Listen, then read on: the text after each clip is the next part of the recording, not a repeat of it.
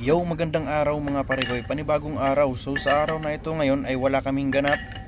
So para may matutunan tayo sa araw na ito mga parekoy ay ituturo ko sa inyo kung paano nga ba hanapin yung top ng ating makina or yung ating hinahanap, yung top dead center ng isang cylinder o yung piston sa isang cylinder mga parekoy.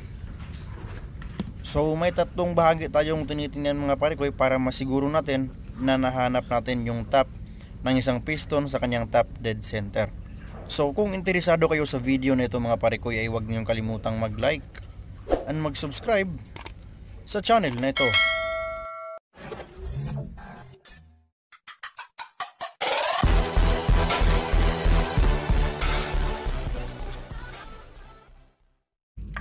So ayan na nga mga parekoy, ngayon ay sisimulan na natin yung ating bakbakan para makita natin kung paano nga ba hanapin yung top ng ating makina mga parekoy. Unang-una sa lahat mga parekoy, gaano nga ba kaimportante yung top ng ating makina? So kung bakit nga ba ito kailangang malaman ng bawat makinista mga parekoy. So para mas maintindihan niyo mga parekoy yung ating top dead center or yung ating piston mga parekoy na nakalagay siya sa kanyang pinakaitaas na bahagi or top dead center ng kaniyang cylinder mga parekoy. So dapat natin itong malaman mga parekoy dahil sa top dead center tayo kumukuha palagi ng timing ng bawat cylinder. So example na lang mga parekoy sa kuha ng ating timing doon sa ating fuel injection pump sa bawat cylinder. At syempre andyan din mga parekoy yung pagkuha natin ng timing ng ating rocker arm mga parekoy or yung nagkukuha tayo dito ng ating tappet clearance. So bago natin kinukuha yung tappet clearance mga parekoy ay sinisigurado natin na yung cylinder na yan na kinukuhaan natin ng tappet clearance ay naka top dead center yan mga parekoy. So since yung ating makina ngayon mga parekoy ay naka 4 stroke siya, ibig sabihin may 4 na stroke siya mga parekoy, yung ating tinatawag na intake, compression, power at saka exhaust. So ibig kong sabihin mga parekoy na sa 4 na stroke na yan, so magkakaroon siya ng 2 beses na magta-top dead center siya. So lagi nating tandaan mga parekoy na yung ating piston dito ay umaangat or naka-top dead center 2 beses sa kanyang cycle. So yung pag-angat niya parekoy, yung ating tinatawag na compression strokes, syempre papaangat siya mga parekoy papuntang top dead center, at saka yung isa naman mga parekoy yung ating exhaust na stroke dito para naman maglabas siya ng hangin mga parekoy, sunog na hangin mga parekoy galing sa combustion. So papunta rin siyang top dead center mga parekoy. So para mas maintindihan ninyo mga parekoy yung ating top dead center ay isipin ninyo palagi na dyan tayo kumukuha ng top dead center sa kanyang compression stroke mga parekoy hanggang dumating na nga siya sa kanyang pinakaitaas na bahagi ng ating cylinder na tinatawag nating top dead center sa kanyang compression stroke. So eto namang binuksan ko dito mga parekoy sa bandang gilid ng ating makina ay ito yung tinatawag natin na fuel injection pump. So mapapansin niyo mga parekoy na yan ay binubuo ng ating barrel and plunger. So dito naman sa itaas na bahagi mga parekoy yung sinasabi ko kaninang yung ating rocker arm, kung saan isa rin to sa ating hinahanapan ng ebidensya mga parekoy at makapagpasigurado tayo na yung ating piston nga ba dito ay naka-top siya mga parekoy. So ngayon ay magbibigay tayo ng isang example mga parekoy at titingnan natin kung anong cylinder nga ba ang naka-top dito. So mapapansin nyo mga parekoy na sa isang guhit ay may 2 numero dyan. So makikita nyo mga parekoy yung numero 1 at saka numero 6 natin. So yan yung sinasabi ko mga parekoy na parehos ang 2 piston na yan na naka-top dead center. So posible nga isa mga parekoy ay nasa compression stroke at yung isa naman ay nasa exhaust na stroke mga parekoy. So unang-unang titingnan natin mga parekoy, correct na tayo sa ating flywheel since nakatama na siya. So para makita natin mga parekoy na nakatap yung ating cylinder dito or yung piston sa kanyang cylinder, ay mapapansin nyo mga parekoy na naiikot natin dito yung kanyang push rod. So yan yung unang palatandaan mga parekoy na nakatap yung ating cylinder. So ibig sabihin mga parekoy, nasa 6 na cylinder na ito, or yung sa dalawang number na 1 at saka 6 mga parekoy, nakatap yung ating number 6, since yung ating number 1 dito mga parekoy ay ayaw maikot. So yung pangatlong palatandaan mga parekoy na na-tap natin yung ating piston, ay titingnan natin dito yung ating fuel injection pump mga parekoy. So kung mapapansin ninyo mga parekoy, na iisa lamang yung ating cylinder number 6 lamang mga parekoy yung nagbibigay ng konting angat ng kanyang spring.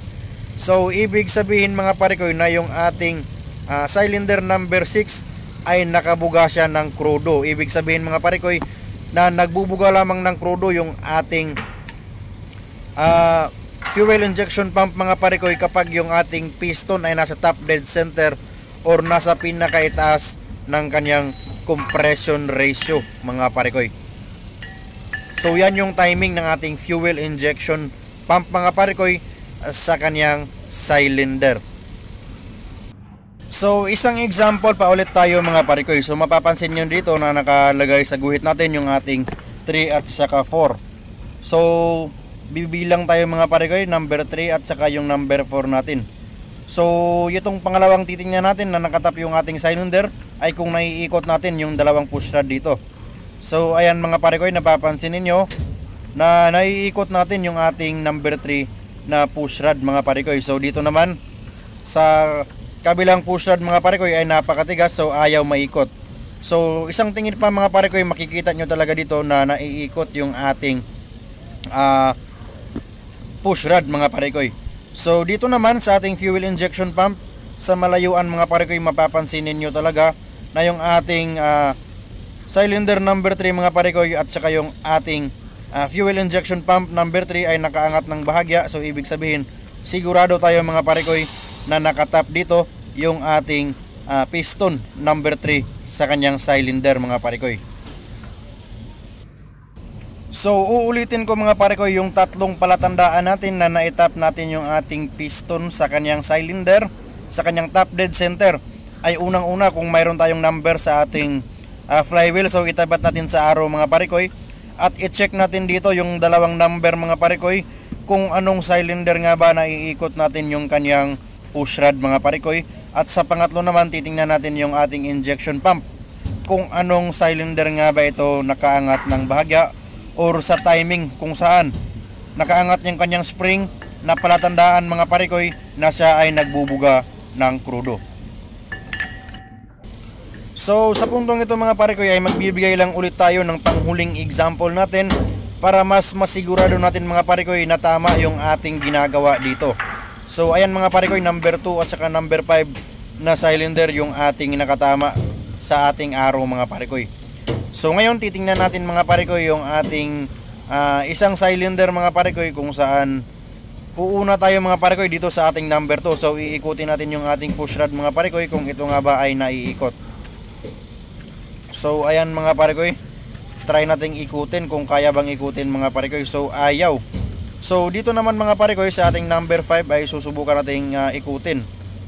So ayan mga parekoy, kung mapapansin niyo dito na yung ating push rod mga parekoy ay umiikot yung ating push rod mga parekoy. So dalawa na yung ating palatandaan mga parekoy na naitap natin dito yung ating cylinder number 5 sa kanyang top dead center.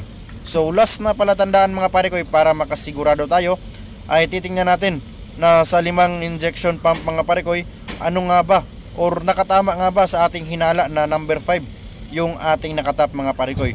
So ayan, nakaangat ng bahagya naman yung ating spring ng ating injection pump sa cylinder number 5. So insakto mga parekoy, isang magandang palatandaan na naitap natin ng tama sa ikalima na piston sa kanyang cylinder mga parekoy. So kaunting kaalaman muna tayo mga parekoy dito sa ating tinatawag na compression release lever. So ginagamit natin ito mga parekoy para mapaikot natin yung ating makina dito or yung ating flywheel. Since yung ating lever na ito mga parekoy ay nagbubukas siya sa isang barbula ng ating makina mga parekoy. So mapapansin nyo na sa ating pag-angat ng ating compression lever mga parikoy, ay tinutulak niya dito yung ating barbula.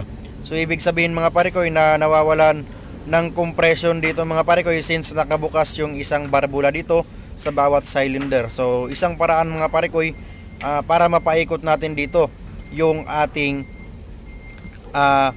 makina mga parikoy. So dahil sa ating compression lever ay mawawalan dito mga parikoy ng compression sa loob ng bawat cylinder. So easy mga parikoy na mapapaikot natin dito yung ating makina.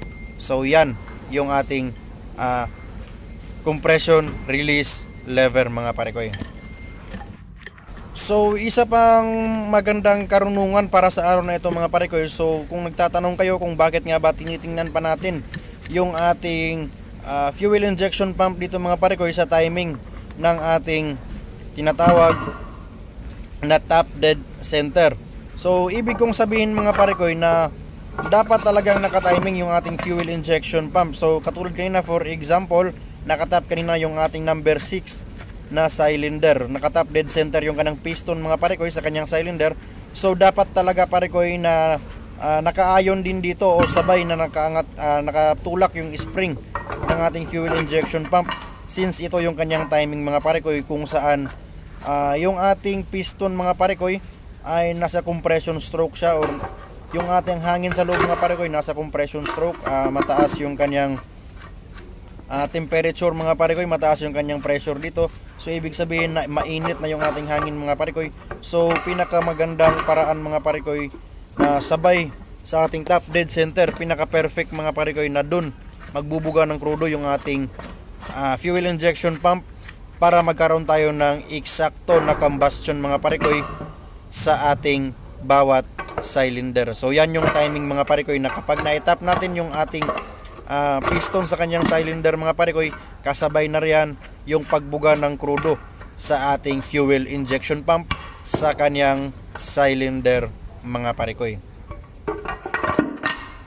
So hanggang dito na lang ako mga parikoy, naway marami kayong natutunan sa kaunting video natin ngayon. At syempre wag niyong kalimutang mag-comment sa ating comment section mga parikoy kung ano pa ba yung mga bagay na dapat nating pag-usapan at dapat nating matutunan sa ating mga makina sa barko. Maraming salamat sa inyo mga parikoy. Peace!